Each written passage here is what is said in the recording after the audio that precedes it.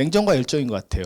사실 이들은 이미 사랑을 한번 했고 가정을 이미 이룬 상태이고, 하지만 상대의 배우자들은 다 세상을 뜬 상태에서 열정이라는 것을 어떻게 다시 불태울 수 있을 것인가 라는 고민이 있고, 특히 안 같은 인물은, 여성 인물은 또 사실 거의 1시간 30분쯤 됐을 때, 이 영화가 1시간 43분짜리 작품이거든요. 그때 이제 둘이 드디어 시쳇말로 동침을 해요. 그죠? 사랑을 나누는데 그때 아내 표정은 좋지가 않죠. 계속 그 장 루이의 시선을 피하면서 결국 눈물을 보이게 되고, 그거는 일종의 죄의식이기도 하겠죠. 죽은 남편에 대한. 냉정하게 보면 그 사이 동안 다른 남자의 어떤 연애든 뭐든 해보지 않았다는 뜻일 수도 있어요. 그것이 익숙하지 않아요. 그래서 장 루이는 되게 이상한 장면이었는데, 어쨌든 도빌까지 가가지고 애들하고 또 다시 한번 삥삥이 돌고 그렇게 왔던 이 아니, 그 장 루이가 경기장에 가기 전에, 그걸 몬테카를로 랠리 경기에 참여하기 전에 보면 다른 여자랑 또 있는 장면들이 있었죠. 그래서 이 남자는 뭐지? 저게 사실은 저 시대 때 프랑스에서 생각하는 기본적인 남녀의 대중적 통념일 수 있어요. 여자가 훨씬 더 순종적으로 보이고, 남자는 그래도 훨씬 더 성이나 이런 데 자유롭게 그것들 욕망을 드러내고 있고, 지금 시대하고는 안 맞죠. 근데 그럴 수밖에 없는 게, 이 영화는 66년도 영화예요. 아직 68년도 68혁명이 오지 않았던 시기예요. 그래서 성의 균등함이라든가 성해방의 물결이 오기 전 때 조금 더 눌려 있었던 보수적 사회적 분위기들이 사실은 남녀 관계에서도 비판적으로 보면 깔려 있을 수도 있다.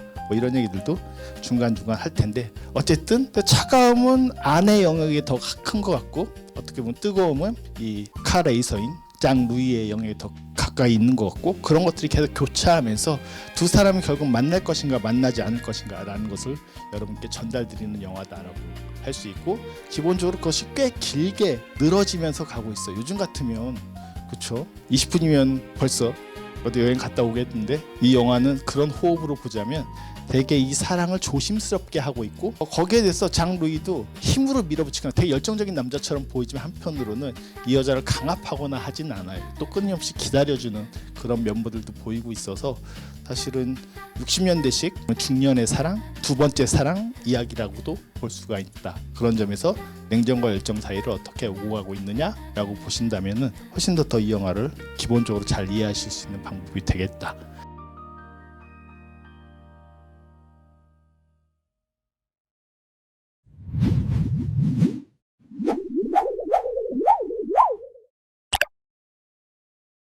처음에는 이렇게 혼자 등장을 해요. 그럼 항구로 가자 라고 하면서 선글라스 끼고 담배 물고, 타임지는 프랑스인데 타임지를 있죠. 영어 잡지 읽고, 또 고다르의 내 멋대로 해라나 미치광이 삐로에서 그대로 볼 수 있는 장면이에요. 장폴 백몽도가 하는 장면. 그걸 거의 그대로 흉내내고 있는 거예요.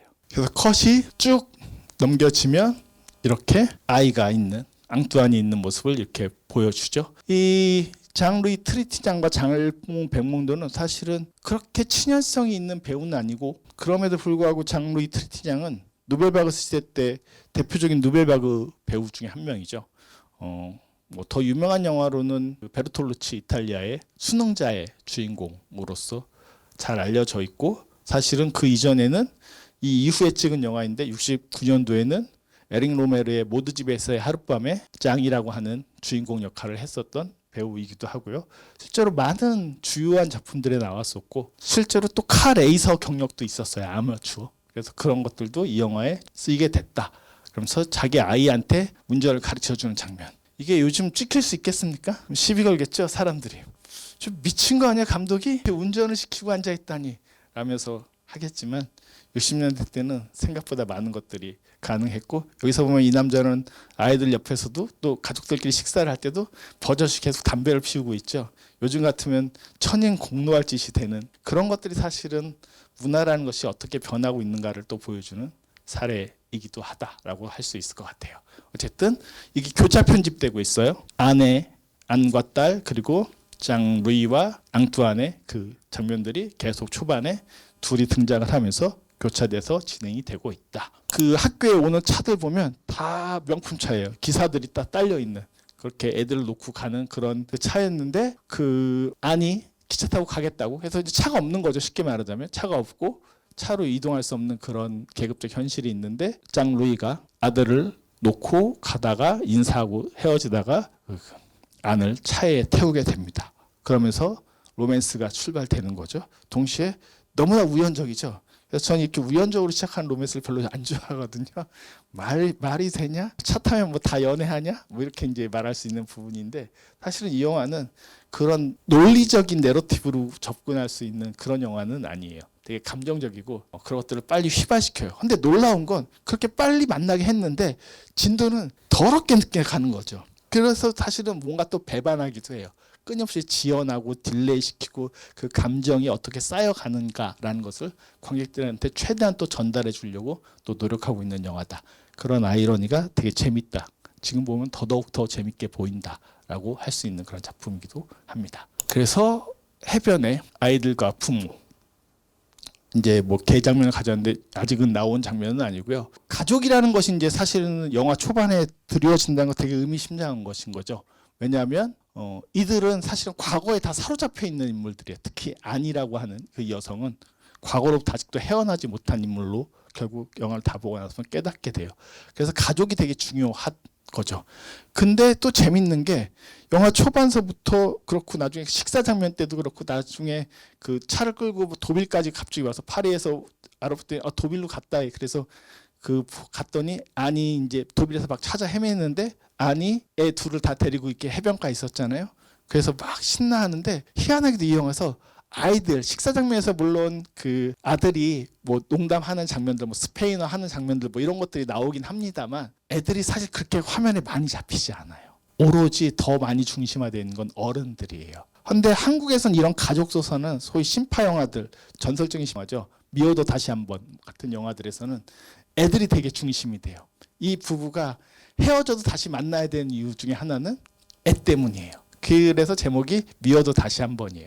요즘의 어떤 감정 구조는 동시대의 한국인들에게는 좀 멀어졌겠지만 전통적으로 우리는 저런 가족적 구성이라고 한다면 아이라고 하는 것이 되게 항상 중액적인 것으로 드러나 있었는데 반해서 이 영화는 꽤 현대적이라고 보이는 게 애들 때문에 만나게 됐고 애들이라고 하는 어떤 가족이라는 잔여물, 과거의 어떤 상처, 과거로부터 온 것들이 되게 여전히 이들의 삶을 붙들고 있는 이런 상황임에도 불구하고 화면에서 애들을 중심화시키지 않고 계속 밀어놓고 있어요. 그래서 식사 장면에서 자세히 보시면 두 남녀가 서로의 직업이나 일에 대해서 물어보는 것이 왜 배우를 안 하세요? 뭐 이런 얘기들을 하고 앉아있지 애들이 얘기하는 것들은 그냥 툭툭툭 앙뚜안의 얘기들 몇 마디 제외하고는 프랑스 화자는 거의 연기를 잘 못했는지 몰라도 말을 별로 시키지 않고 있고요. 뭐 그럴 수도 있어요, 실제로. 왜냐하면 이 영화는 되게 짧은 기간에 최대한 즉흥적으로 최대한의 것들을 끌어내야 됐기 때문에 안 되면 그냥 빼고 넘어가. 뭐 이런 식으로 될 수밖에 없었던 조건들이 있었던 영화다. 어쨌든 중요한 건 가족적 구성이 건드려지는데 거기에 아이들이 완전히 중심화되지 않는다라는 그 미묘한 차이와 간극이 좀 흥미로울 수 있다라고 말씀드릴 수가 있고요. 그래서 아이들은 여기서 써놓은 것처럼 과거 결혼 생활의 증거이자 두 남녀가 서로를 파악하고 경계를 허무는 계기가 되지만 동시에 이들이 또 발목을 잡는 어떤 이중적 역할을 하기는 한다. 현대적 시각에서 이 영화는 단순히 로맨스가 아닌 부모로서의 정체성과 개인으로서의 욕망, 부모는 이제 가족적 구성원으로서의 욕망인 거죠. 사이에서 갈등하는 중년의 초상으로 볼 수 있다. 아이들은 과거의 결혼 생활의 가장 강력한 증거이자 동시에 이중적으로 새로운 관계의 매개체로 드러난다라고 이렇게 이해해 보시면 아이들 때문에 저렇게 만난다. 그리고 아이들과 함께 있는 장면에서 출발한다라고 하는 것들이 그렇게 그냥 뭐 그랬나 보다라고 하고 넘어갈 건 아니라는 거죠. 왜냐하면 이 인물의 정체성과 세계관들을 되게 명확하게 가리키는 출발점이다라고 얘기를 할 수 있다라는 그런 뜻입니다. 그리고 이제 기차를 놓치고 차에 같이 오르게 되면서 차에서 약간 어색하면서 뭔가 계속 화면들이 점프하죠. 대화들이 쭉 편하게 이어지는 것이 아니라 그래서 미치광이 피에로 여기서 이제 예전에 강연한 적이 있었고 저 유튜브 영상에서 보시면 미치광이 피에로 영상이 있습니다. 거기서 보면 차에서 대화를 하는 저 남녀의 모습들이 그대로 나타나는 그런 장면들이 되게 유사하게 찍혀놨어요. 그래서 파리로 가는 기차를 놓지 않는 장르의 차를 얻어 타게 되고 뭐 빗방울이 후두둑 떨어지고 이 영화에서 심심하면 계속 빗물이 오거나 뭐 빗방울이 떨어지는 장면들이 보여져요. 그리고 이 장면은 특히 대본이 없었대요. 그냥 즉흥 연기를 통해서 두 남녀였던 그 마음대로 표현해봐라고 해서 나중에 채취했기 때문에 이렇게 점프컷이 될 수밖에 없는 어떤 연이어지는 대화가 아니라 이런저런 상황들을 서로 놓고 해보는 그런 장면들이었다라고 할 수가 있습니다. 그래서 여기서 웃긴 게 이제 내 똑똑하지만 게으르죠. 저희 딸은 공부를 못해요라고 아니 말하니까 내 똑똑하지만 게으르죠. 그 선생님이 자주 하는 말인 거죠. 입버릇처럼 누구한테나 다 그러는 거예요. 괜찮은데요, 훌륭한데요, 똑똑한데요, 똑똑하지만 좀 게을러요. 이게 선생님이 되면 다 사실은 컨트롤 CV 해서 말을 하게 되는 그런 순간들을 서로 얘기하면서 아 무슨 말인지 안다 라면서 이제 피식 서로 웃는 그런 장면이 되겠습니다. 그리고 아내에게 남편에 대해서 물어보게 되죠. 그러니까 갑자기 플래시백이 돼요. 그래서 그는 훌륭한 사람이었었어요. 그러면서 스턴트맨이자 음악을 좋아했었던 남편 피에르를 회상을 하는 장면들을 보여주게 됩니다. 어쨌든 시각적 대비라가 있다는 것이 이 영화의 다양한 어떤 톤과 어떤 색감들을 살리는 데는 되게 중요하게 잘 쓰이고 있다라고 말할 수 있는데, 하나 재미있었던 건 그거 있었어요. 보통 20대까지만 하더라도 플래시백이 되면 자 이제 과거로 돌아가면서 아주 고전적으로 잘 쓰이는 방법은 이전에 있던 사운드가 먼저 이 현재 화면에 들어오는 거예요. 그래서 사운드 브릿지라고 얘기하거든요.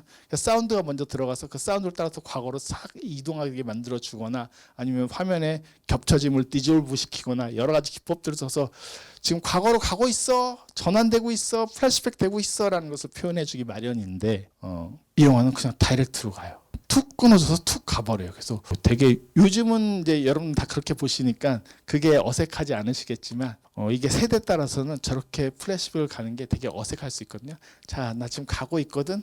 뭐 이 세계물로 따지자면 나 이 세계로 가고 있어라고 옛날 이 세계물은 그랬어요. 나 지금 나니아의 세계로 들어가. 그래서 그 옷장을 거쳐서 간다라는 어떤 그런 장치들, 통로들이 막 묘사가 돼요. 동화나 뭐 판타지물에서도. 근데 요즘은 그게 아니라 그냥 갑자기 있다가 이 세계로 훅 나니아로 가버려요. 이 매개체가 없어져요.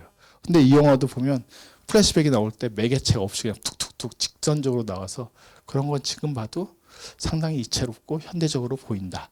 그것이 의도했는지 어떤 제작비의 문제였는지 여러 기술적 문제였는지까지는 잘 모르겠습니다만 그렇게 보인다라고는 할 수가 있을 것 같습니다. 계속 넘어가서 보시면 아까 얘기했던 남편 회상할 때 삼바 타령하는 그 장면들이 있는 거고요. 그래서 제가 어떤 장면을 가져온 거냐면 고달의 미치광이 피에로가 뮤지컬 영화가 아닌데 중간에 저렇게 뮤지컬들을 삽입해요. 그래서 미치광이 피에로에서 그 뮤지컬을 삽입한 장면들, 장폴 벨몽도와 안나 까리나가 누벨바그 고다르의 이제 주요한 캐릭터로서 그런 연기들을 펼쳐서 보여주고 있는데 전 볼 때마다 너무 좋아서 미치겠는 그런 장면들 중에 하나입니다.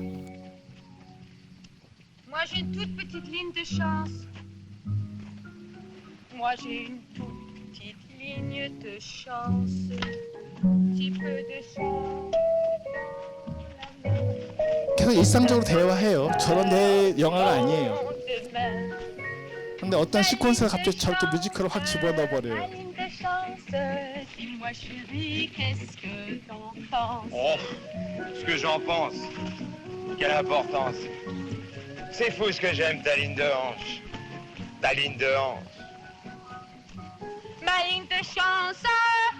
J'aime la caresser de mes mains.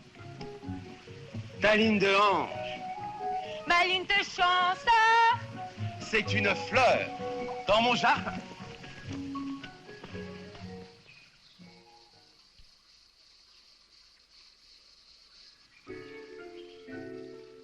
또 계속 이어지는데 하여튼 이 정도만 보시면 될 것 같습니다. 그래서 그런 음악적 장면들도 쓰는 건 사실 고달의 미치광이 피에로가 이것보다 1년 전에 나와가지고 파리에서 1년 동안 장기 상영을 했었어요. 물론 그만큼 인기가 많았던 작품이어서 거기에 이 남과 여도 영향을 받지 않을 수가 없다. 그래서 그런 어떤 장면들의 형식성들을 자연스럽게 가져오고 있다. 핸드헬드 촬영도 물론 고다르가 네버테르 헤라 이후에 그 영화 이후에 그런 촬영 기법들도 가지고 있지만 사실은 당대에 인기가 있었던 바로 1년 전에 선배격이라고 할 수 있는 미치광이 피에로의 저런 뮤지컬적 요소들도 적극적으로 도용해서 보여주고 있다. 이제 파리 안이 이제 있는 장면이 있어요. 이게 바로 이때도 뮤직비디오 같은 장면이죠. 이렇게 샹젤리제 거리죠. 이게 개선문이에요. 여러분들이 잘 아시는 개선문 앞을 걸리는데 제가 딱 보면서 미친 거 아니야? 도로 한복판을 걸어간단 말이야? 저게 가능한 거야? 라는 생각이 들었던, 차도 한복판을 지금 걸어가고 있거든요. 보시면 차가 뒤에서 계속 오고 있어요. 그렇게 촬영을 했고, 물론 또 되게 재밌는 게 돈이 없다고 했잖아요. 통제된 게 아니에요. 그냥 도둑 촬영을 했어요. 많은 부분들을 도둑 촬영을 했어요. 아까 말씀드렸잖아요. 랑데브라는 영화도 도둑 촬영한 거라고 그냥 아무 허가도 받지 않고 서류도 안 내고. 이때는 더더군다나 아직 유명해지기 전이었고, 그렇기 때문에 자기가 찍고 싶은 이미지를 위해서 도둑 촬영을 했던, 그러면서 사랑이 우리를 부르니까 뭐 그래 속도를 내도 돼 막 이런 노래, 영화의 내러티브를 직접적으로 반영한 그런 음악이 계속 깔리고 있죠. 근데 이 여자가 이렇게 걸어야 되는 이유를 사실 좀 잘 모르겠거든요. 근데 누벨바그 영화, 아까도 말씀드렸던 장리 꼬다르의 장편 데뷔작인 내 멋대로 해라에서 보면 그 진셴버그라고 하는, 누벨바그라는 영화를 보셔서 나오지만 진셴버그는 이 당시 시대의 아이콘이었었어요. 단발머리 쇼컷에 청바지, 뒷모습이 너무 이쁘신 분. 진셴버그가 처음 등장할 때 바로 이 샹젤리제 거리에서, 아까 되게 타임즈 읽는 거가 되게 웃기다고 했었잖아요. 누벨바그라고 했었잖아요. 여기서 뉴욕 헤럴드 트리뷴을 팔아요. 파리 마치라는 잡지를 파는 것도 아니고 뉴욕 헤럴드 트리뷴을 파리에서 누가 읽는다고. 그게 사실은 장난이거든요. 일종의 누벨바그적 청춘의 저항과 그런 아이콘의 그런 뜻이기도 하거든요. 그 장면을 보시면 확연하게 이 장면과 아까 보셨던 잔상들이 있으면, 물론 옷차림은 다 달라요. 진셴버그의 모습과 이 아누크 에메의 모습을 보시면은 충분히 제가 어떤 뜻으로 닮아 있다고, 그래서 이 장면이 굳이 필요 없는데 누벨바그의 어떤 스타일들을 끌어당겨서 컨트롤 CV 하고 있는 거 보여집니다. New York Herald Tribune. 파트리샤라는 역할로 나와요, 진셴버그가. New York Herald 저게 진셴버그가 처음 나온 장면이에요. Est-ce que tu m'accompagnes, Harold? 저기가 샹젤리제 거리예요. 계산문이 있는. Oui, cet idiot, je t'aime. Je voulais te revoir pour savoir si te revoir me ferait plaisir. Vous venez d'où? Monte-Carlo? 아까 미치가이 토르의 Resté 똑같은 samedi, 장편 dimanche à Monte 제목이에요. Carlo, fallait que je revoie un type. 몬테카를로가 사실 Lundi, j'ai essayé 모나코의 de t'appeler de 토박 Marseille. Lundi et dimanche, je passe 지역이거든요. à Paris. 너 몬테카를로 있다 그러지 않았니? 그랬더니 아니야 라면서 그런 얘기를 하고 있어요. 그래서 몬테카를로 얘기도 또 똑같이 또 서로 겹쳐지는 부분이에요. Qu'est-ce que vous faites ici? C'est que vous détestez Paris. J'ai pas dit que je détestais, j'ai dit que j'avais beaucoup d'ennemis. Alors vous êtes en danger. Oui, je suis en danger. Tu veux pas venir à Rome avec moi, Patricia? Et faire quoi là-bas? On verra. Non, j'ai beaucoup de choses à faire à Paris, Michel. Et maintenant, qu'est-ce que tu fais? Tu remontes ou tu descends les Champs? Qu'est-ce que c'est les Champs? Les Champs-Élysées. Moi, il faut que j'aille avenue Georges V. Ok, je vous laisse. Allez, remonte avec moi. Jusqu'à la rue alors.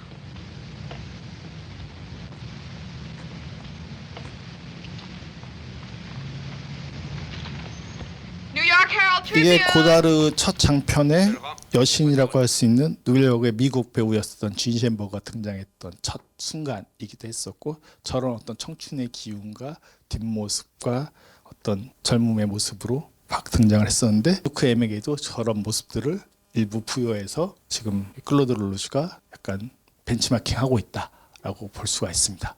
어쨌든 몬테카를로에 이제 도착을 하게 되는데 전보가 오죠, 그렇죠? 주댐무 사랑합니다. 얀 전보에 도착을 하게 되고, 이때는 그 전에 뭐 혼자 신문을 보거나 그 스포츠 자동차 경주에 관한 혹은 뉴스 릴만 보고 있다가 드디어 자기의 욕망을 전보로 보내는 장면. 그래서 사랑이 아니라는 전보를 보게 됨으로써 드디어 약간 능동적으로 보여지는 어떤 아내 모습. 그래서 아니 완전히 수동적인 여인으로만 나오는 건 아니다. 자기 욕망을 드러낼 때 드러낼 줄도 안다라고 저는 생각을 합니다. 그래서 몬테카를로에서 출발을 해가지고 여기서 출발하는 거예요. 혼자 막 생각, 아니 한 번만 초인종을 누를까? 6시 반에 도착할 것 같은데 짜증나게 하면 안 되는데 막 하면서 그 파리에 도착했더니 층을 알려주는데 없다고 하니까 경찰이에요라고 거짓말을 하니까 그럼 도빌로 갔을 거예요. 그래서 도빌에서 이렇게 찾다가 헤매가지고 드디어 만나서 격렬하게 포옹을 하는 장면을 보셨습니다.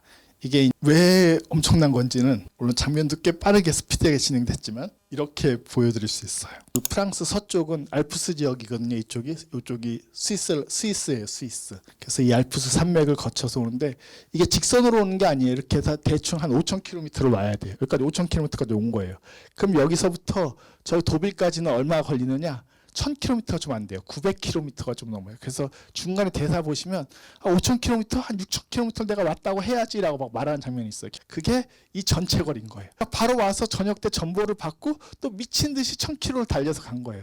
대충 여기서 10시쯤 출발했으니까 여기 6시 반쯤에 도착한다고 했으니까 한 8시간 정도 걸리는 거리예요. 거의 800km. 700km, 800km 정도. 그리고 여기서 또 2시간을 또 거쳐서 저기까지 간 거예요. 거의 10시간 동안 경기 끝나고 바로 직전에 저녁 리셉션을 하고 있다가 술도 한잔 했을 텐데 거기서 또 다시 간다. 이건 사랑 아니면 불가능하죠. 아무리 대단한 정력가라고 할지라도. 그러니까 이 자체가 사실은 말이 안 되는 표현인 거예요. 그래서 이 거리만 봐도 이 남자가 이 여자에게 품은 어떤 마음과 열정과 에너지는 거린 거죠. 이 뭐 장거리 연애 다 힘들다고들 하시는데 물론 힘들죠. 옆에 있는 것보다 훨씬 힘든데 열정이 있으면 6000km를 바로 질주해서 가는데 최소한 하루 동안에 여기 니스가 있고 여기 칸 영화제 칸이 있고 여기 막세유가 있고 프랑스 니스 남부 지역이거든요. 여기서부터 몬테카를로 모나코가 있고 여기서부터 저기까지 10시간 달려가지고 간다? 그러니까 서울서 부산까지 혹시 운전해 보신 적 있으세요? 그죠. 보통 2번 정도는 쉬죠. 한 번 쉬는 것도 대단한데 그런데 저 거리를 저렇게 갔다라는 것 자체. 그래서 차를 타고 열심히 찾아오면서 저 184번 경기용 자동차였다는 뜻인 거죠. 저걸 타고 도착을 해서 오게 됩니다. 이 영화 다음에 66년도 전 67년도에 나왔던 그 누벨바가 워낙 세니까 미국에서 아메리칸 뉴시네마들이 나오기 시작을 해요. 그때 대표적인 영화 중에 하나가 마이클 니콜슨이 만들고 더스틴 호피만의 장편 데뷔작이었던 졸업이라는 작품이에요. 되게 유사한 영화예요. 1년 뒤에 나온 영화예요. 여기서 보면 그 졸업 선물로 받은 부모가 준 알파 로메오 차를 타고 그 엘레인을 찾아서 결혼식을 막아야 될 거 아니에요. 이제 절대절명의 미션으로 나와 있고 이 졸업에서 맨 마지막에 결혼식장에서 신부 엘레인 데리고 도망치는 얘기잖아요. 따지고 보면 맨 마지막에 극적으로 이루어진다는 건 되게 비슷한 구조의 영화예요. 어떻게 보면 졸업이 벤치마킹한 거예요. 근데 이때 자동차를 타고 얘는 캘리포니아에 사는데 그 LA에 있는 대학은 버클리예요. 저기 동부에 있는 그 유명한 버클리 음대 말고 또 다른 버클리가 있어요. 거기까지 한 600km로 자동차를 질주하는 장면이 있어요. 그렇다 거기 가서 듣게 돼요. 결혼식은 산타 바바라에서 해. 그래서 다시 내려와야 돼요. 한 500km로 또 내려와야 돼요. 또 내려오는 장면이 있어요. 그래서 중간에 기름이 떨어져가지고 망원 렌즈로 벤이 열심히 그 교회를 향해서 뛰어가는 장면들을 망원 렌즈에 줌과 트랙을 써가지고 찍은 되게 유명한 장면이 있어요. 그 장면처럼 차가 여기서도 이 남자의 상징, 벤의 어떤 변화, 그리고 벤의 욕망, 뭐 로빈슨 부인과의 불륜 다 차 때문에 시작되는 얘기들이거든요. 로빈슨 부인이 차 태워달라고 해서 로빈슨 집 부인에 가서 LA인의 집임에도 불구하고 부인과 불륜을 저지르게 되는 어떤 시초가 되는 것처럼. 그래서 차라는 것들이 이런 식으로 누벨바그적 영화나 아메리칸 뉴시네마에도 서로 연결이 된다라고 얘기를 할 수가 있고요. 1967년도. 그래서 65년도 미치광이 피에로, 66년도 남과여, 67년도 졸업. 이것들이 어느 정도 친연성들이 보인다라고 말씀을 드릴 수가 있습니다. 그리고 드디어 아이들과 보게 되고 하룻밤 묵게 되는데 그때 로맨스가 바로 이루어지는 것이 아니라 과거에 어떤 침입이 이루어지게 되죠. 그래서 냉정과 열정 사이인 거죠. 열정적으로 저 6000km를 달려갔건만 갑자기 과거의 어떤 냉정함이 이 여자를 엄습하게 되고 눈물을 흘리게 되고 그걸 본 장루이가 왜 그래요? 라고 이제 묻게 되는 순간까지 이어지게 됩니다. 그래서 죽은 남편에 대한 어떤 죄의식 같은 것들이 흘러나오게 되는 거죠. 저것도 꽤나 인간적인 부분들 중에 하나이고 이 영화가 단순히 그냥 남녀의 화합과 로맨스만을 위해서 달려가는 영화는 아니구나. 어떤 캐릭터의 혹은 개인이 갖고 있는 상처에도 꽤 주목을 하고 있구나라고 할 수 있는 부분들이기도 합니다. 그래서 일요일의 만남, 그 남편을 잊을 수 없다라고 얘기하는 그 아내 고백을 듣고 이 기차를 타고 도빌역에서 떠나 보내면서 일요일의 만남이 이렇게 끝나는구나라고 말을 하는 드디어 끝나는 것이 보여지는데 재미있게도 기차 안에서 그리고 차를 타고 가면서 특히 안의 생각이 중요하죠. 갑자기 사람들을 기차 안에 있는 사람들을 보면서 그날 저녁 때 같이 그 식사를 시켰던 식당 장면을 떠올리게 돼요. 생선을 시키려고 하다가 결국 스테이크를 안심을 시키게 되는데 메인만 시키니까 프랑스에서 전통적으로 메인만 시키는 건 남녀가 와서 영업자 입장에선 배신이죠. 저것들이 와인도 안 시키고 말이 안 되는 거죠. 그래서 우리가 조금만 시켜서 안 좋아하는 것 같아 했더니 짱루이가 부르죠. 갑자기 웨이터가 되게 신나서 달려오잖아 했더니 음악을 틀어주세요 라는 일종의 코믹한 그런 장면들이 펼쳐지게 됩니다. 근데 되게 중요한 포인트는 뭐냐, 기차와 자동차에서 각자 파리를 향해서 이제 서로 따로따로 분리된 채 오면서 이들은 과거의 플래시백들, 이 영화의 플래시백은 다 자신의 상처, 과거의 기억들이었다고 한다면 드디어 서로의 기억으로 채우기 시작하는 거예요. 그게 존재의 변화인 거죠. 우리가 사랑한다는 걸 언제 깨닫게 되냐면 상대를 생각할 때 사랑한다는 걸 깨닫게 되는 거예요. 언제? 부재했을 때, 없을 때. 근데 내가 부재해 있을 때 무엇을 떠올리냐라는 것이 내 존재를 채우는 현재가 되는 거예요. 그게 가장 기본적인 존재론의 원리라고 할 수 있어요. 이 영화는 그걸 되게 정확히 보여줘요. 여러분들이 부재할 때 떠올리는 게 여러분이 사랑하는 거예요. 멍멍이나 야옹이가 될 수도 있어요. 그럴 수도 있다. 직장에서 일하시면서 이따 야옹이 밥 줘야 되는데 내가 밥을 또 안 줬구나, 미친 XX야 라고 생각하시는 것도 야옹이를 사랑하기 때문에 그러는 거예요. 그런 것이다 라고 할 수 있고, 그 기억에 대한 부분들이 어떻게 플래시백이 반복적으로 각 인물마다 드러나는데 어떤 방식으로 최후엔 변화해서 채워지느냐라는 것이 중요하다라고 얘기할 수 있고요. 넘어가서 보시면 그래서 기차와의 경주, 교차 편집, 병치 편집이 되어 있고, 정적인 아니죠. 아는 계속 눈으로서 과거의 기억, 그러다가 짱루이와의 저녁 식사 기억을 떠올리게 되고, 짱루이는 어쨌든 기차보다 빨리 가기로 결심하는 거죠. 동적이고 역동적이고 그런 어떤 남성성과 여성성의 차이를 대비적으로 보여주면서 그 순간은 로맨스 영화임에도 꽤나 스릴러의 버금가는 시각적, 감각적 속도감을 만들어내면서 끊임없이 교차 편집으로 두 인물, 남과 여를 계속 반복적으로 보여주면서 어떤 긴장감과 그들의 연결 고리들을 끊임없이 지속시키면서 만들어주는 편집의 방식을 선택을 하고 있다라고도 할 수가 있습니다. 그리고 도착한 역이 생라자르 역이에요. 파리에는 북역, 동역, 제가 자주 타는 베르시역, 클레롱페랑 가기 위해서 등등 많은 역이 있어요. 그 중에 또 하나가 생라자르 역이고, 북부로 가는 그런 기차들이 도착하는 곳. 거기서 먼저 와서 이렇게 짱루이가 기다리고 있죠. 되게 웃기죠, 보고 있으면. 야, 신났겠구만 이런 생각이 드는 거죠. 그리고 안이 군중 속에서 이렇게 나오고, 저것도 도둑 촬영한 거예요. 자세히 보시면 사람들이 뭐지 이렇게 바라보는 장면들을 보셨을 거예요. 특히 이 남자가 이렇게 볼 때는 뭐지? 라고 하는 눈빛으로 봐요. 놀랍죠? 요즘은 불가능한 건데 저 때니까 가능한 그런 거예요. 그래서 그 시선들을 다시 보실 기회가 있으면 유심히 보시면은 그 시선이 배우들의 시선이 아니에요. 뭐 하는 거야? 이거 이러는 거예요.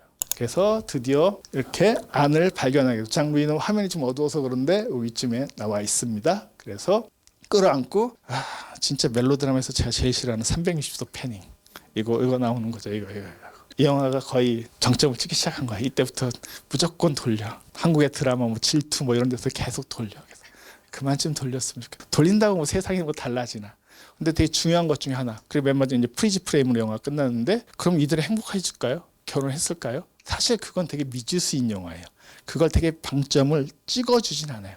그냥 어쨌든 상처와 서로 약간의 가름막을 한번 텄다. 하룻밤과 그리고 잠깐의 도빌에서 파리까지 각자의 교통편으로 기차와 차로 오는 기차를 통해서 한번 그것을 극복했다. 그건 속도감의 문제고, 이들이 그것을 극복할 수 있나 돌파의 문제고, 그런 것들을 했다. 그것을 여자가 받아들였다라고 할 수 있는 영화인 거지, 사실은 그것이 완벽한 해피엔딩은 아닐 것이다. 특히 360도는 그래 충분히 봤다라고 할 수 있는 그런 장면입니다. 그래서 마지막 포옹. 비평가들은 이 정지 화면이 영원한 행복을 보장하지 않는다고 말합니다. 과거의 유령은 언제든 돌아올 수 있습니다. 하지만 적어도 이 순간만큼은 과거를 이겨내고 사랑을 선택했음을 시각적으로 박제한 엔딩이다라고 얘기를 할 수가 있습니다.